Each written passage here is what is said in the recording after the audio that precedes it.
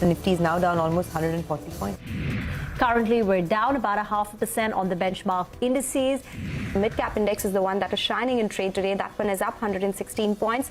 Just when you thought the market's putting some kind of a recovery, there's again selling pressure, and the sell on rally texture of the market so pronounced. The 200-day moving average, which was the support for the market, is now acting as resistance. Classical risk-off trade where financials underperformed, healthcare, FMCG and IT outperformed. Hello and welcome to CNBC-TV18. You're watching Markets Today, the show where we track about 6 hours of the day's trading action in just 5 headlines. I'm Ekta Patra. Here are the top stories for this evening.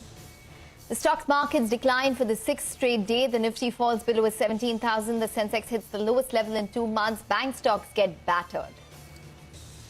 Indus Towers asks Vodafone Idea to pay its dues immediately, warns discontinuation of tower services. The Indus Towers board has also sought regular payment from Vodafone Idea henceforth. Global gold prices fall to a 2-year low, while prices in India are at 7-month lows. Dollar index at 20-year highs, and US Treasury yield weighs on sentiment. The Indian rupee sinks to a new low against the US dollar. One US dollar is now worth nearly 82 rupees. The Indian currency has depreciated 3% just this month. Godrej Properties gains on a land deal in Bengaluru. Gujarat Alkalis is boosted by new capacity. Motherson Sumi Wiring perks up on hopes of a bonus issue, while Supriya Life sulks after its CEO steps down. All right, those were all of the top stories that we're tracking this evening, but here's a lineup of what we have in store for you. It's a packed show as always. In Market Opinion, we have Sanjeev Prasad of Kotak Institutional Equities and Matt Orton of Carlinian Tower Advisors. In Big Corporate Voices, we have Sudhir Menon, the Chief Financial Officer at Torrent Pharmaceuticals. All right, let's get to the first story then of this evening. The stock markets are also under pressure, declining for the 6th straight session. The Sensex lost over 500 points to hit what is the lowest level that we've seen in 2 months. The Nifty fell below the 17,000 mark after losing over 100 points. Bank stocks too got battered in trade. Mid-caps managed to relatively outperform the blue chips, but the index still ended in the red. Let's go across to Anuj Singhal, who joins in with a detail on the markets trading session today. Well, the market's been in some kind of a free fall. It didn't look like that up until 2 p.m., but the last hour has been particularly brutal for our markets for last few days. And today as well, there was a sharp move. In fact, from the highs now, the market has swiftly corrected big. In fact, the market leading index, the Bank Nifty, is now a good 10% of its recent all-time high. And the Indian market is now playing a fast catch-up with the global market after outperforming the global market in all the decline. A lot of heavyweights were under pressure, ITC, Reliance and HDFC, and the real big pressure came from the big banks, Axis, SBI and HDFC Bank. Metals as well under pressure, so names like Hindalco, JSW Steel and Tata Steel. This clearly is the global dollar trade which is playing out in the commodity market. And the level of risk off can be gauged by the stocks which were gaining today. And there were some Asian Paints, Sun Pharma, Dr. Reddy's, even Hindustan Unilever. So basically pharma and FMCG are now your defensive bets in this environment. What next for the market? Well, technically the market's broken down. It's below its 200-day moving average and very close to 200-day exponential moving average. That also looks like at 16,800 under threat. But the bigger point for the market is what's happening with the dollar index and the USD INR. For the market to stabilize, you need stability in the currency market. Till that happens, the market will be vulnerable for the kind of day that we had today. Okay, volatile for sure. Thanks, Anuj, for that. Let's get you some market opinion then. Sanjeev Prasad of Kotak Institutional Equities expects the Reserve Bank to raise interest rates at a faster pace than before. He also discussed his top bets in terms of sectors. Our earlier view was that, we could get away with a shallow interest rate cycle this time around, and policy rates would have gone up to 5.75 to 6%. When I say policy rate, repo rate from a bottom of 4%, but now it looks like it could be somewhat higher for 2 factors. One is one that you already mentioned about being forced, to react to whatever the US Fed is doing in terms of raising rates much faster than whatever the market had thought about earlier. All right. Well, let's get in some more opinion then. Matt Orton, Chief Market Strategist at Carilion Tower Advisors, said that both equity and fixed income markets are very challenging. He added that the liquidity problem in the market is a reflection of negative investor sentiment. Even, we've had a near historic bad start to the year in the equity market, but fixed income has had an equally bad start to the year. And it's in regular yield is painful, and in real yields, 10-year real yields in the US are now north of 1.6%. That has been a big weight on equity markets, on valuation compression, and it's really hard to see a light at the end of the tunnel until we know when rates are going to peak. It was very, very challenging to hear that we're still going to have 75 basis points more in November, perhaps 75 more basis points in December, and then a cherry on top of 25 more in January. I'm not sure that's necessary. Okay, well, let's get to the second headline that we're tracking this evening. We learned from sources that Indus Towers has asked Vodafone Idea to pay its dues or face discontinuation of tower services. These concerns were raised at the board meeting of Indus Towers, where the directors flagged concerns over the mounting dues from the telecom major. Both these stocks were lower in trade. Nimesha is here with the details on this story. That's correct. This is what I've heard from reliable sources, that on the 26th of September board meet, the independent directors of Indus Tower have taken a very strong view about the mounting dues from Vodafone Idea. Now, very strongly worded letter to Vodafone Idea, they've said that there could be service closures on the non-payment of dues, and they're seeking for immediate repayment of all the past dues, as well as regular payments henceforth. Now, according to numbers, close to 7,000 crores is the outstanding due of Vodafone Idea towards Indus Tower. In fact, for the last many months, Vodafone Idea has been able to pay only 40 to 50% of the regular dues, for which now the letter very clearly says that for this month, they want at least 80% of the money to be released, and from November onwards, entire 100% of the monthly dues should be paid. Not only that, it's a very strong letter that going forward, if they're not able to repay the money, there could be serious threat on the service closures as well on few sites. If you look at the Q1 number of Indus Tower and the management commentary as well, the Indus Tower had actually made a doubtful debt provision of 1230 crores in Q1. And they have been, even in the con call, they have said that one of the clients has been delaying the payments as well. So this is what, it's a very serious letter which has been put out to Vodafone Idea from Indus Tower. A couple of things to watch out going forward. One, the big question is, will the Vodafone Idea promoters infuse fresh capital into the company? That's been a key point which everybody's been watching out for. Even for the government's, spectrum dues to be converted into equity, there needs to be a full commitment or a strong commitment from the Vodafone Idea promoters. That's not coming through. So there are a lot of question marks on how and when the Vodafone Idea promoters will put in money. But coming November, the letter very clearly indicates that if there is further delay and the payments are not made, there could be serious threat in terms of service closures on non-payment of dues from Vodafone Idea. Okay, all right, Nimish, thanks very much for that. Well, let's move on to the third story for today. Gold prices hit a 2-year low, weighed down by global cues and what we have seen in terms of volatility of commodity prices. In fact, the commodities have seen a decline over the last 3 days. Manisha Gupta has been tracking this story on why gold prices are falling. She joins in with more.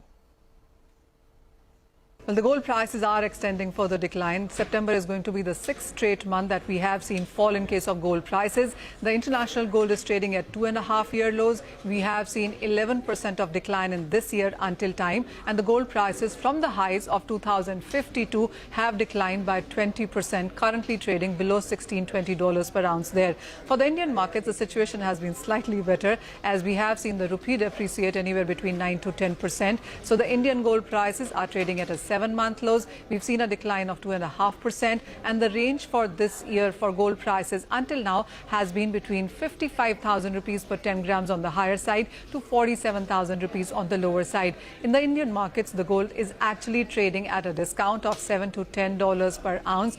The Indian markets also are looking at weak demand, whether it is about physical markets or if ETF as well, where September would be a 5th straight month of redemption when we look at ETF buying here.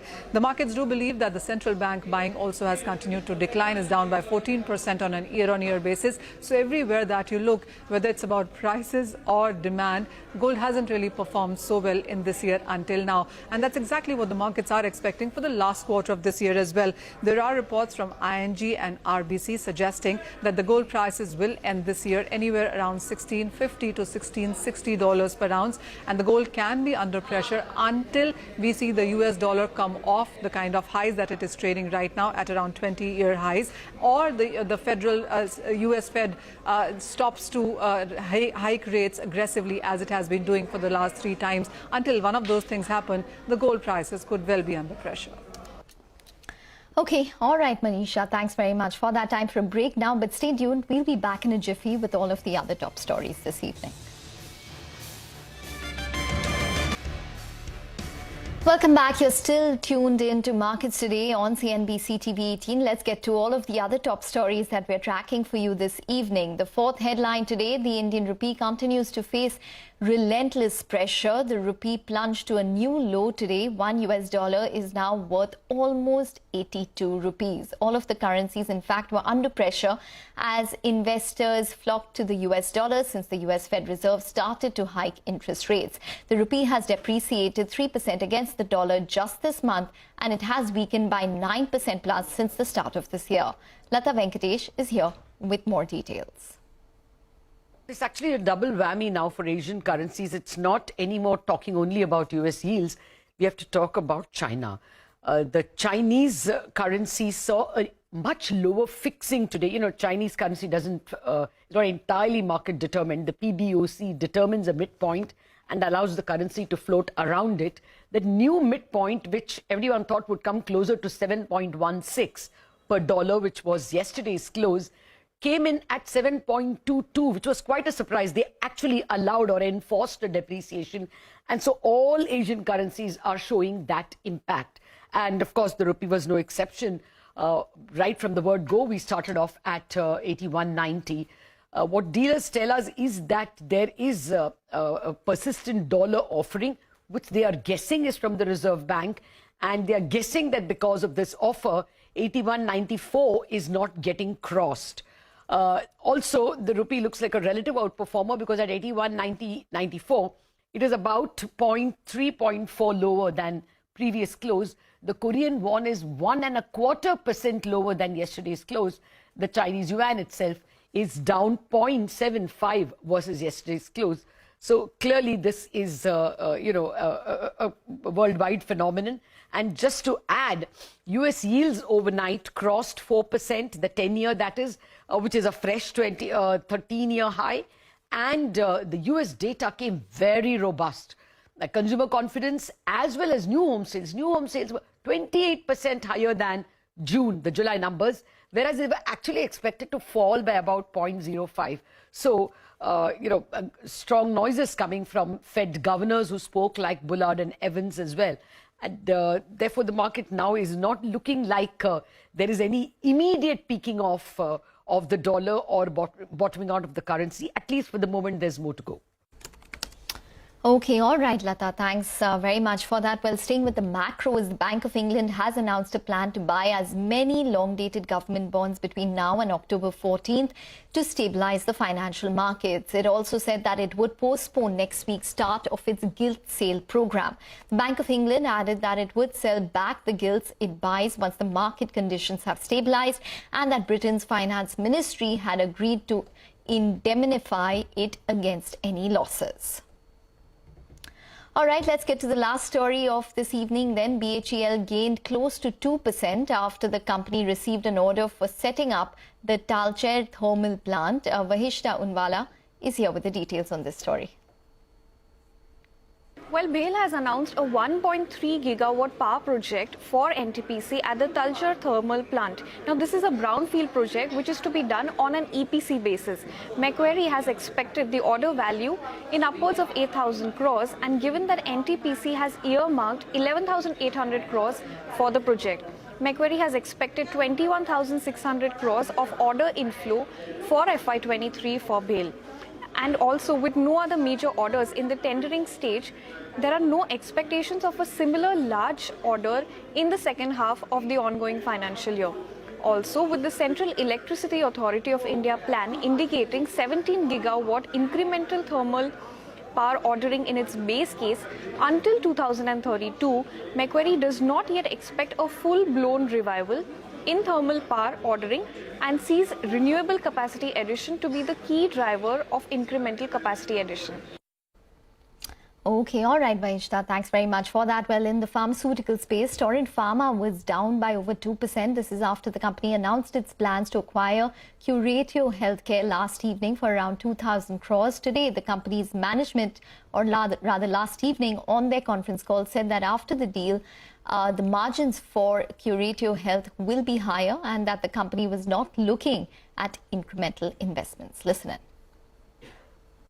In terms of cost synergies, what we are looking at is from a procurement perspective. So basically the COGS, there should be some improvement which will start flowing in because I think between Curatio and Torrent, Torrent has a better reach and negotiating power. The other one is, of course, the productivity improvement, which is going to span out over the next few years.